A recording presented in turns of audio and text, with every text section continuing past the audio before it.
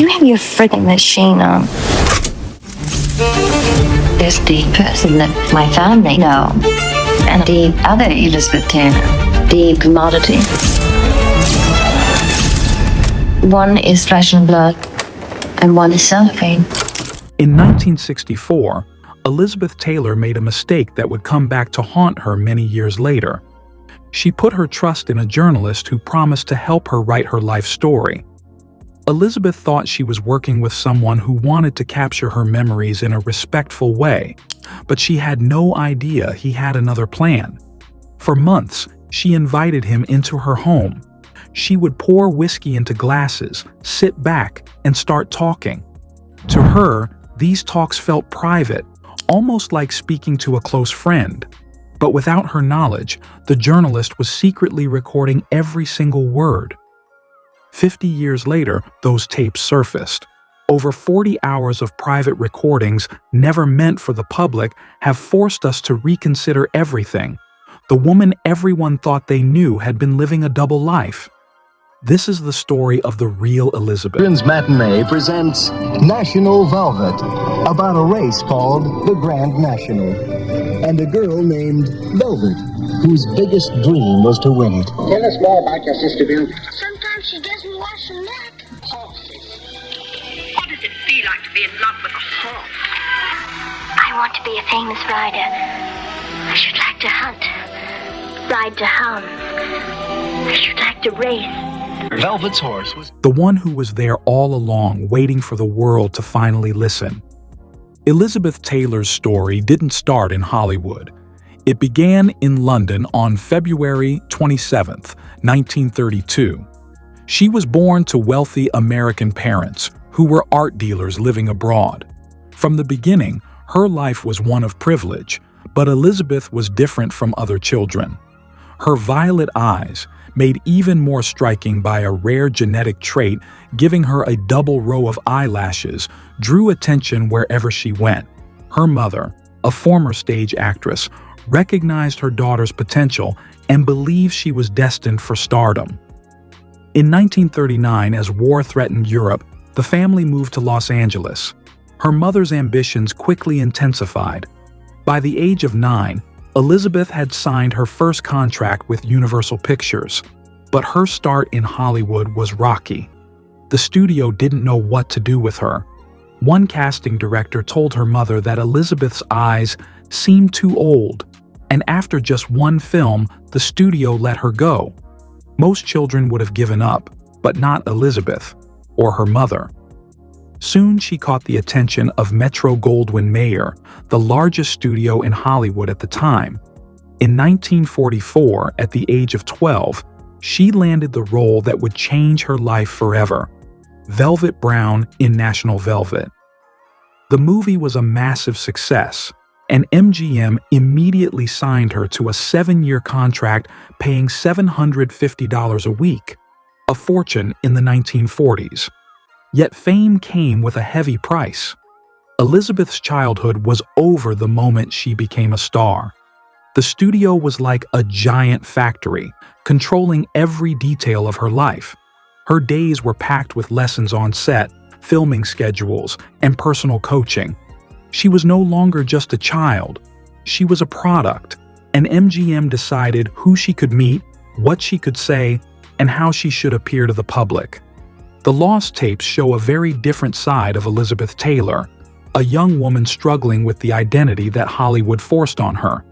To the public, she seemed confident, glamorous, and in control. But in private, she admitted feeling like a scared little girl trapped in a grown-up world she wasn't ready for. This was the beginning of what she later called Cellophane Elizabeth, a carefully polished version of herself that hid her real feelings. The physical demands of her career were harsh, too. During the filming of National Velvet, she suffered a serious fall from a horse, injuring her back. That injury never fully healed and caused chronic pain for the rest of her life. To cope, she became dependent on painkillers, a struggle she fought quietly, away from the public eye, for decades. The audience never saw this side of her. They only saw a flawless transition from child star to Hollywood beauty in movies like Father of the Bride. She appeared to be the perfect product of the studio system, the dream Hollywood wanted everyone to believe in. But the recordings reveal that this perfect life was actually a gilded cage. The fame she had been pushed to achieve left her isolated and lonely. She was one of the most famous girls in the world, yet she felt profoundly alone, trapped behind the bright lights and the carefully constructed image everyone adored. Hollywood's wedding of the year at the Beverly Hills Catholic Church, as lovely British-born screen star Elizabeth Taylor arrives with her father for her marriage to Conrad Hilton Jr., crowning a romance everybody's been interested in. Her striking 1,200-pound gown of white satin with veil to match, a gift from her studio friends, simply stagger the enormous crowds at the wedding.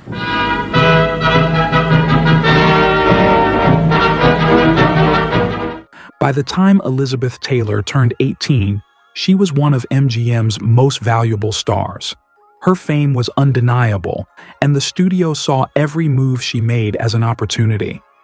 When she began dating Conrad Nicky Hilton Jr., heir to the Hilton Hotel fortune, MGM jumped at the chance. A marriage between Hollywood royalty and American aristocracy was the perfect publicity story.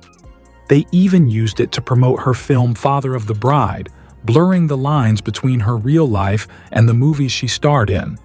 The wedding, held in May of 1950, was a spectacle. 15,000 fans packed the streets outside the church, cheering for the young star. To the public, it looked like a perfect fairy tale wedding. Elizabeth, still a teenager, was swept up in the fantasy. But once the cameras stopped rolling, the fairy tale disappeared. According to the private tapes she recorded decades later, the reality was far darker. On their honeymoon, Hilton's charming public persona vanished. He became sullen, angry, and abusive, struggling with gambling and alcohol. Elizabeth described the abuse in her secret recordings as both physical and mental, a nightmare that left her terrified and trapped far from home. One of her most heartbreaking revelations came from this time. While pregnant, she suffered a miscarriage, an event she kept hidden for decades. To the public, she was the glamorous young bride smiling in magazines, but behind closed doors, she was enduring unimaginable pain. The marriage lasted only 8 months. In January of 1951, Elizabeth filed for divorce on the grounds of mental cruelty. Publicly, it seemed like another Hollywood marriage that ended quickly, but the truth of her suffering remained private. This experience marked a turning point in her life. It was the first real crack in the carefully constructed cellophane Elizabeth. She learned painfully that fame and beauty could hide real agony, and that the life the world saw was often a lie. After her first marriage ended in heartbreak, Elizabeth Taylor longed for stability. Her second marriage, to British actor Michael Wilding, was a conscious attempt to avoid chaos. They had 2 sons together, but the marriage eventually faltered, largely because of their significant age difference. Her third marriage, however, brought real happiness for a short time. She married producer Mike Todd, a whirlwind of energy, charm, and devotion. Elizabeth later described him as one of the 3 great loves of her life. With him, she felt alive in a way she never had before. A lot of guys grow up and they want to become president of the United States. With me, I just wanted to grow up and marry Elizabeth Taylor. And I did. Our marriage ceremony was quiet and simple, but afterwards Mike arranged a spectacular. Mike Todd doing his nut. I mean, we had firecrackers with M loves E and E loves M all over the sky. All of a sudden, the mountain became alive with exotic dancers doing a fertility dance. The party must have been rather bizarre to some onlookers because here was Mike Todd 20 years older than his bride, and his bride felt at that time about 90 years old because she was crippled and was in a metal sort of brace. And her groom, well, a 12-year-old in the height of activity, and his young bride was... Tragically, that happiness was cut short. In March of 1958, Mike Todd died when his private plane, nicknamed the Lucky Liz, crashed. Elizabeth was devastated, plunged into a grief so overwhelming that only her work in films allowed her to function. The world mourned with her, sharing in her loss. In the private plane named for his wife, the drama of the showman reaches finis. He was rarely without her, as in these last films of him alive. Mike Todd left Elizabeth Taylor in Hollywood because she had a virus, and flew to his death in an isolated mountain valley 22 miles southwest of Grants, New Mexico. A writer, Art Cohen, a pilot and co-pilot lost their lives with Mr. Todd. In the midst of this sorrow, a new scandal began to take shape. One of Mike Todd's closest friends was the singer Eddie Fisher, who was married to actress Debbie Reynolds. Fisher tried to comfort Elizabeth in her grief, and over time that comfort turned into a romantic relationship. When the affair became public, the backlash was immediate and vicious. The young widow, once seen as tragic and sympathetic, was suddenly painted as a homewrecker. Headlines vilified her, and her reputation as a man-eater was cemented. Elizabeth married Eddie Fisher in 1959. For decades, this story was how the world understood her, but the secret tapes tell a very different story. In her private recordings, Elizabeth revealed deep regret. She admitted she had never truly loved Fisher. She married him in a fog of grief, using him as a crutch to cope with the unbearable loss of Mike Todd. Far from a calculating seductress, she was a lonely, desperate woman trying to survive her pain. The recordings show that the scandal, which defined her public image, was actually a source of shame and suffering for her.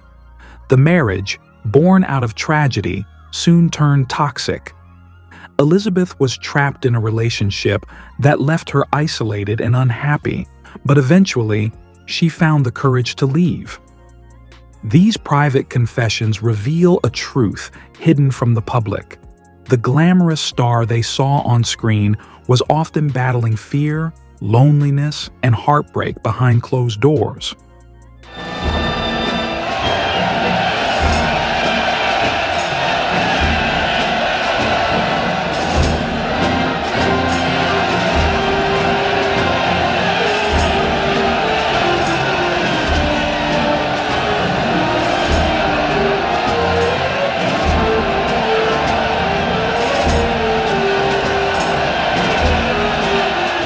By the early 1960s, Elizabeth Taylor had become the biggest movie star in the world. Her fame reached a new level when she signed on to play Cleopatra. Not only did she demand a record-breaking salary of $1 million, the first actor in history to earn that much, but she also took creative control of the film. The money was just the start. What followed would become Hollywood legend. The production of Cleopatra was notorious for its size, extravagance, and chaos, but it was also where Elizabeth's most famous love affair began. Her co-star was Richard Burton, a charismatic Welsh stage actor known for his talent, charm, and heavy drinking. He was married, and she was still married to Eddie Fisher. Yet, from their very first scenes together, the chemistry between them was impossible to ignore. Let me know, huh? Carry on. Melanie. Jeremy. Oh, I love you more than springtime. I love you more than sunsets. I love you more than ocean breezes. I love you. Burton himself recorded his impressions in his diaries, writing that Elizabeth was so extraordinarily beautiful that I nearly laughed out loud. He called her beauty special and dangerous, a force that could unbalance anyone. Their first on-screen kiss became legendary. So intense was the connection that the kiss continued long after the director yelled, "Cut!" It was clear the spark between them had turned into a full-blown affair. The world couldn't look away. Headlines followed their every move. The media dubbed them the Battling Burtons, and the scandal spread across the globe. The Vatican even condemned Elizabeth for what they called erotic vagrancy. Meanwhile, the affair was so distracting and controversial that it nearly bankrupted the studio producing Cleopatra. For Elizabeth and Richard, passion, fame, and controversy had collided in a way the world had never seen before. Elizabeth Taylor and Richard Burton found themselves at the center of a whirlwind. Burton's letters to her reveal a storm of raw emotion. "If you leave me, I shall have to kill myself. There is no life without you," he wrote, laying bare the intensity of his feelings. He saw Elizabeth as his ultimate equal, telling her, "You are probably the best actress in the world, which, combined with your extraordinary beauty, makes you unique." Both divorced their spouses and married each other in 1964. Suddenly, they were the most famous couple on the planet. Their lives were larger than life: private jets, yachts, luxury homes, and a collection of legendary jewels, including the iconic 68-carat Taylor Burton diamond. Wherever they went, the world watched. But their love was also dangerous. Their relationship was a volatile mix of passion, jealousy, and heavy drinking. Diaries and private writings from both stars recount screaming matches and bitter fights. Burton once wrote in his diary, "The fundamental and most vicious, swinish, murderous, and unchangeable fact is that we totally misunderstand each other. We operate on alien wavelengths." Their love burned bright but unpredictable, consuming everything around them. After a decade together, they divorced in 1974. They couldn't live together, yet they couldn't live apart. 16 months later, they remarried in Botswana, hoping for a second chance. But the reunion was short-lived. The second marriage ended in divorce in less than a year. For Elizabeth, however, Burton remained the love of her life. She treasured his final letter, which arrived just after his death in 1984, keeping it at her bedside for the rest of her life. The story of Elizabeth and Richard wasn't just about fame or scandal. It was a tale of two people whose love was as passionate and dangerous as it was unforgettable. No, I'm not talking about people who come here. Does it take a super rich person to get behind their Volkswagen and deliver meals that are already prepared and delivered to somebody sick? After the turbulent years with Richard Burton, Elizabeth Taylor's film career began to slow down. She married politician John Warner and briefly tried the life of a senator's wife. But the quiet, orderly life bored her. During this time, her dependence on prescription D and A grew, and by 1983, she realized she needed help. Elizabeth made a bold decision. She checked into the Betty Ford Center. She was the first major celebrity to do so, and when she introduced herself with the words, "I'm Elizabeth, and I'm an addict," she broke the stigma around addiction and showed the world that even the biggest stars could struggle. This moment marked the beginning of the most meaningful role of her life, activist. In the early 1980s, the AIDS crisis began. Society responded with fear, stigma, and silence, leaving countless people without support. For Elizabeth, this was personal. She had many close friends who were gay, and the death of her friend, actor Rock Hudson, in 1985 hit her hard. In a 1992 interview, she explained her motivation. "I decided that with my name I could open certain doors. I could take the fame I'd resented and use it to do some good." And that is exactly what she did. At a time when many were too afraid to speak about AIDS, Elizabeth ran toward the fire. In 1985, she chaired one of the first major AIDS benefits, APLA's Commitment to Life.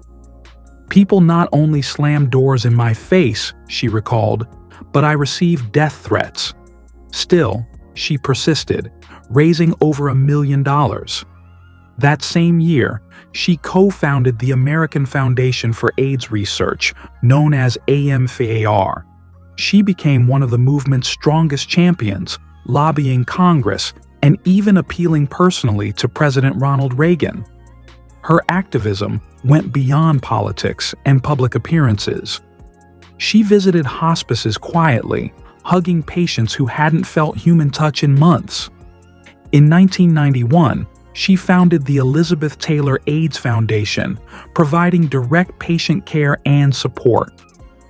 The woman the world once dismissed as a scandalous movie star had transformed into one of the most powerful humanitarian voices of her generation, showing that courage and compassion could change the world. Does that take a millionaire? Would you do that? Well then, God damn it, go out and do it. Okay. In her final decades, Elizabeth Taylor was more than a movie star. She was a global icon, a dame of the British Empire, and a celebrated humanitarian. But behind the glamour and accolades, she faced a deep loneliness. After 8 marriages, including her last to Larry Fortensky, a construction worker she met in rehab, she often found herself alone. Her health, a struggle ever since her childhood back injury, steadily declined. She endured 2 hip replacements, a benign brain tumor, skin cancer, and scoliosis. In 2004, she was diagnosed with congestive heart failure and increasingly relied on a wheelchair. As her physical world shrank, Elizabeth became more reclusive. The chaos and excitement of her younger years gave way to quiet routines, her days filled with caring for her pets and spending time with a small, trusted circle of staff. The great loves of her life, Mike Todd and Richard Burton, were gone. Countless friends had been lost to the AIDS epidemic. Grief became a constant companion. The cellophane Elizabeth she had described in her private tapes, a carefully polished version of herself, had once been her shield. But in these later years, it became a prison. The fame that had built her career also built walls around her, keeping her isolated. This final chapter of her life reveals a woman stripped of myth and legend, facing aging, illness, and loss with the same courage that had carried her through abuse, addiction, and public scandal. Elizabeth Taylor passed away from heart failure on March 23, 2011, at the age of 79. Even in death, she displayed her unique sense of humor and personality. She requested that her funeral begin 15 minutes late. As her representative explained, she even wanted to be late for her own funeral.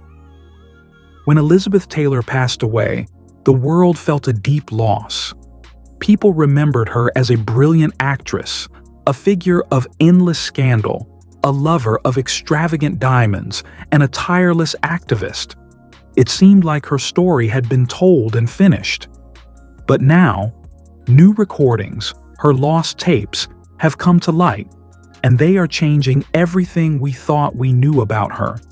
For the first time, we can hear her story in her own words, unfiltered and honest. These tapes give us a new way to understand her life. The scandals that once defined her in the headlines are now seen in a different light. The much-talked-about affair with Eddie Fisher, once framed as a scandalous betrayal, is revealed as the story of a grieving widow struggling with heartbreak. Her glamorous wedding to Nicky Hilton, often described as a fairy tale, was actually marked by fear and abuse. And her passionate life with Richard Burton, filled with public drama and intense love, now reads as a story of 2 people bound together by deep love and pain. These revelations don't make her less of a legend.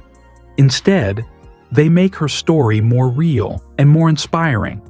They show that Elizabeth Taylor was not just a Hollywood star, but a survivor who faced personal struggles with courage and resilience. For decades, the world only saw her through headlines and gossip. But the tapes let us hear her thoughts, her feelings, and her truth. In listening to her voice, we discover a side of Elizabeth Taylor that was hidden for too long. A strong, intelligent, and deeply human woman who lived under the bright lights of fame yet never let it define her entirely. And that is the story of the real Elizabeth Taylor. How have these revelations changed your perception of Elizabeth Taylor? We'd love to hear your thoughts. Thank you for watching.